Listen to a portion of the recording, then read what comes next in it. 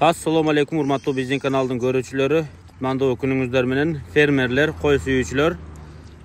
Biz sizlerge ekran astında turgan koçkorlordu көрсөтүп беребиz. Bizge ээси тартып жиберди. Азыр biz sizlerge ээси айткан маалыматтарды жеткизип беребиз. Буюрса, мына ушул көрүп турганыңыздардай катары окшошкон тизилген, мына ушул 1 жаштык кочкорлор сатыкка коюлду. Учурда булар Чүй облусунун Кара-Балта шаары тарапта. Бул жерде туугандар этке жана уруктукка кочкорлор бар. Жалпы башы 120 баш, bir канча бөлүгүнү чыгарып бизге тартып жиберди. Мына ушулардын ичинен карасы, сарысы, кызылы, ар түрдүүсү бар.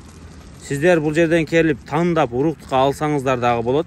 Жана этчилер ушул жерге келип туруп этке бааласаңыздар да болот. Этке ылайык кочкорлорду этке, уруктукка ылайык кочкорлорду уруктукка сатат экен.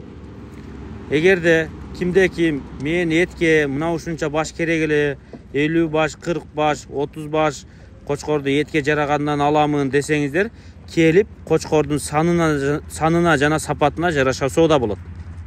Мына ушул кочкорлор туугандар. Анда эмесе уруктук алам дегендер болсо, 120 баштын ичинде уруктукка жараган кочкорлор дагы бар дейт.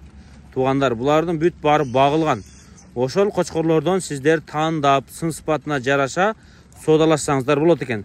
Тагыраак айтканда, бул кочкорлор баары бир сан сапатына, этине жараша баа болот экен туугандар.